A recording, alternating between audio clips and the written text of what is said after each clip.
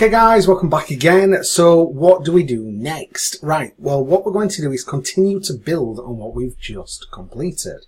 Now what I want to do is show you how we can use the additional variables and create our very own function to interact and connect everything together. So ultimately we're going to have a button on the scene that when you press the button will start and stop this rotation. So how do we do that? Well, the first thing what we need to do is create a button. Now, if you come over here, I want you to click this little button that says 2D. So right now we're in the 3D mode. Look, we can look around. But if you click 2D, that will make it look flat. And if we go to the game view, you can imagine this looking like the mobile phone screen in landscape view. Okay, now what we're going to do is put something over the top of the screen, which is called a canvas. So you can imagine it as a screen protector on the mobile phone, for example, that goes over the top. And you can have as many of these as you want, but what we're going to do is we're going to place a button on top of the screen so it doesn't matter what goes on behind in the background of the screen. And that way we can create a button that won't move when the game objects move around it. It will just be simply overlaid on the top.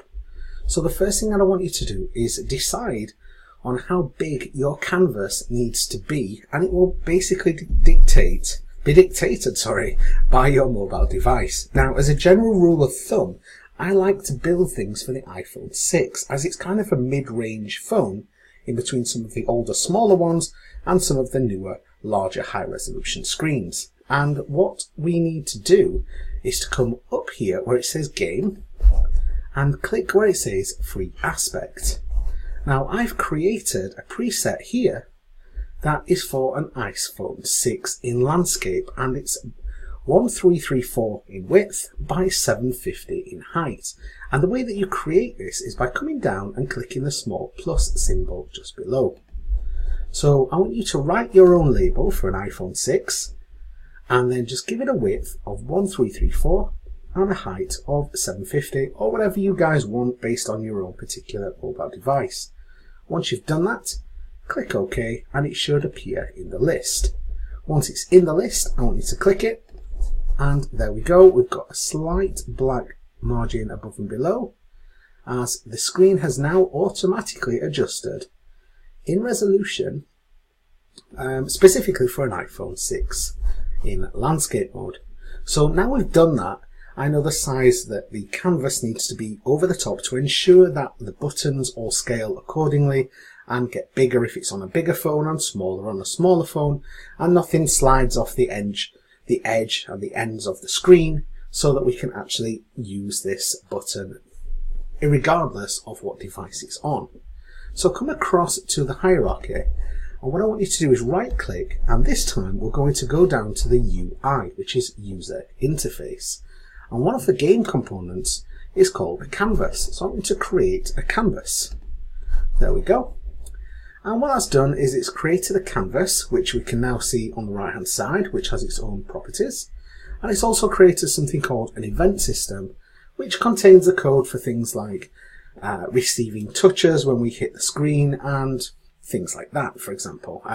Double touch, drags, all those kind of funky little interactive effects that you guys have. Now, the most important thing is to ensure that our canvas is the same size of the screen, and if you were to put this on a different device, a tablet for example, or something else, then it would automatically adjust the size of the canvas, while all the child objects inside the canvas would then be scaled accordingly depending on the size of the screen. So come across to where it says canvas here, and then underneath we've got a canvas scaler. And what I want to do is change it from being a constant pixel size to scale with the screen size. Now once it's done that, you will see a little pop-up, and you simply need to match the width and height of the device that you've actually selected, and make sure that you're matching the width more than the height if you're in landscape mode, or the height more than the width if you're in portrait mode, depending on what you guys have decided to do. Okay, so now we've got a canvas over the top, and it will automatically scale accordingly based on the size of the screen. So let's put a button on top of this canvas. So click on the canvas, and I want you to right click, and I want you to come down to the UI and create a button. And that's how we can add a button onto the canvas. And you can see that it's over the top. Now if we switch back to the scene view, it's not visible, even if we're in 2D or 3D mode. But it doesn't mean that it's not there. It just means that if we zoom right out, here it's always huge. Don't know why they do this, but there you go. There is our canvas. So I want to grab my button and I want to move it into this bottom corner over here. Now, a button has something called a Rect Transform. And you can see here, if you click this little grid icon, we can select where we want to anchor the center point here, and if we want to position it in a specific corner. And there's a really cool little quick shortcut to do this. Up at the top, it says if you hold the Shift key, you just adjust the pivot in the center to be anchored to a specific corner.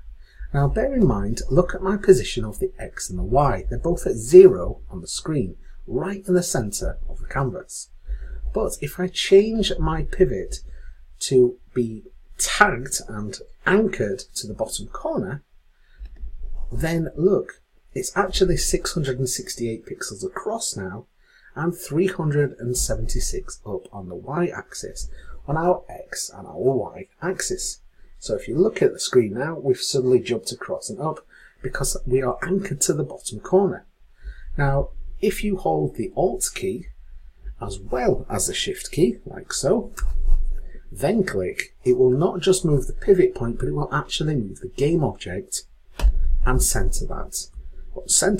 anchor that directly into the corner and move the game object for you at the new location of X and Y based on where the game object has its pivot point. It's a bit small, so I'm just going to grab this corner and make it a little bit bigger. There we go. Now, inside the button, you may see that there's some little text inside that says the word button. There we go.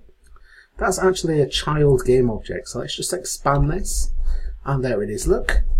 Now, if you click on the text, you can see all the different parameters for the text component. And we've got things like the text, which I can change to say start, stop, for example. And we can change things like the font size by just clicking and dragging. You can change the weight to be bold and the usual kind of things that you can do with any kind of text editing software. Now that's all I want to do for now. We'll leave it nice and ugly. If you want to change the colour, it's there, by the way. And if you want to change the colour of the button, click the button and change the colour that way. But what I want to do is I want to make it so that when we hit this button, it will toggle from true to false on our script's boolean. Just bring it up again. So at the moment, when the game starts, it's on false. But I want to make it so that when I hit this button, Unity can connect to our script and toggle and change the true to be false and false to be true. And then on the update statement, what we're going to use is something called an if condition, saying if the value of true false is actually true, then I want you to spin. Otherwise, I don't want you to do anything. And the way that we're going to do this is by writing our very own custom function. Now, what I'm going to do is I'm going to write a public function, which means that from this script, another game object can actually talk to this specific function because I'm making it publicly available and exposing it to the actual scene. So I want to create a function that we will simply call toggle, for example. And you can see based on the syntax up here, we now need the brackets, and then we need to open and close our encapsulating code parenthesis. Okay, so I'm going to, a public void called toggle. Now void just means basically don't expect this function to give you any information back. I just want you to send information to this. It's not going to send back a string somewhere else, for example. We'll get into that a little bit later on, don't worry about it. Now, what is toggle going to do? Well, every time I call this function, I want to check if true or false is actually true or false and switch it.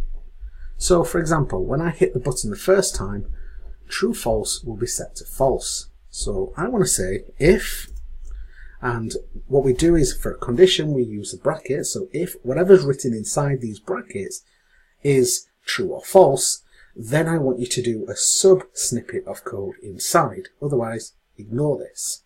So if true false is the same as 2 equals, not assigning the value, we use double equals to say the same as rather than make this true. So if true false is false, then we're going to create a little sub snippet of code that will only execute if true false is false. So I want to say if true false is false, I want to set true false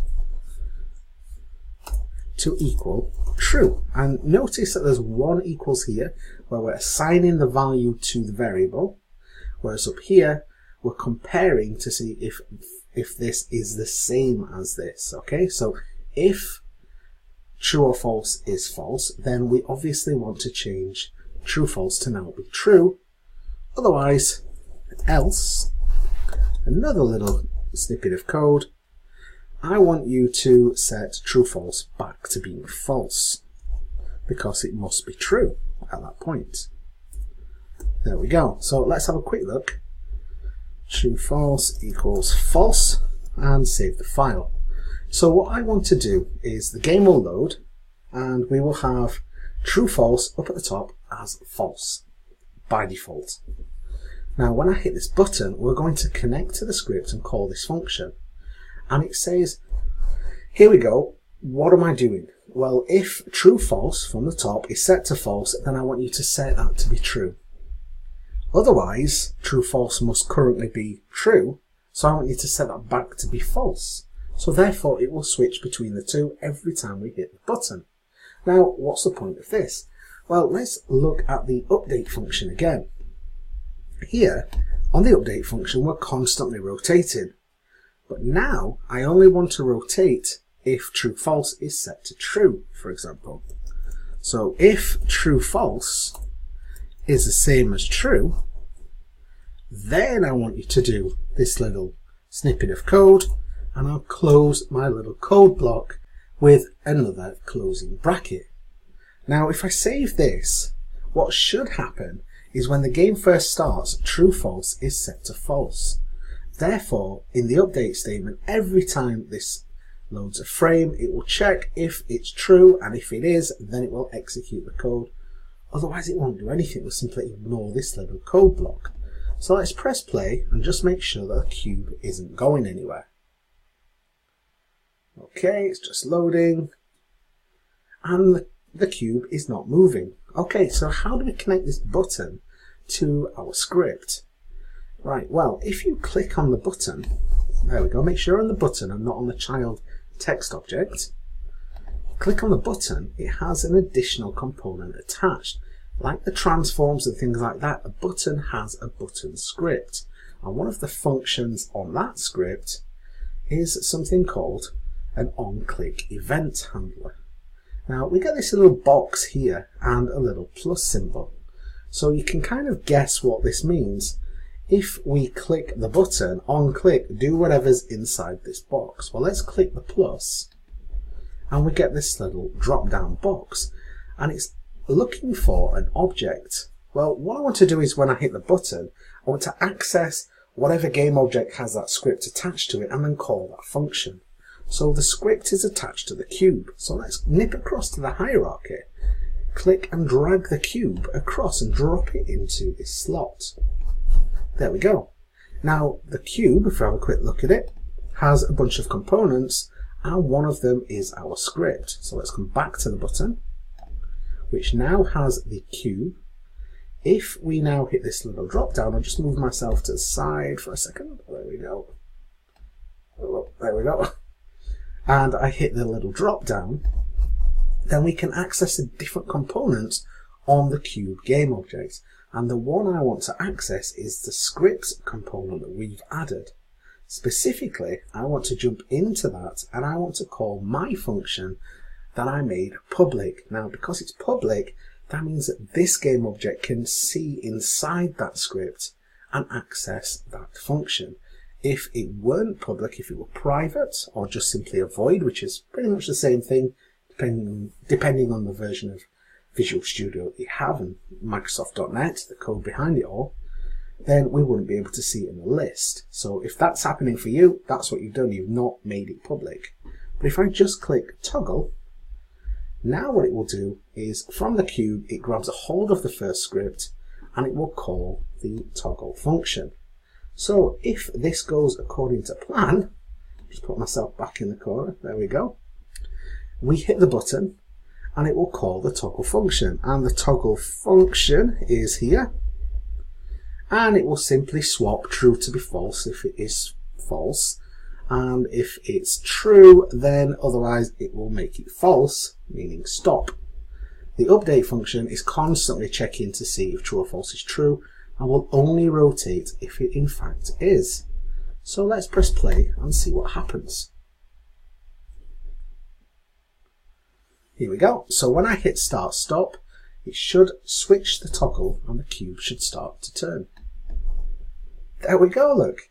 Now if I hit stop, true false is currently true, so it should check back and change true false to be false, and then the next frame should load, and on the update statement it should stop the game object.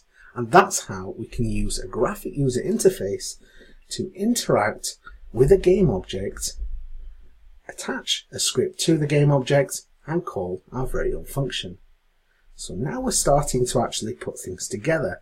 You can see how, for example, a menu system would work. Let's imagine hypothetically that this function actually said go to level 1, and when we hit the button saying level 1 or start the game, it would swap the scene and it would call a function which would say load this scene, load this data, connect to Facebook and grab the profile, and you can really see how the C# code works in the background, whereas the graphic user interface works in the foreground of Unity. Okay, cool. I'll see you in the next video.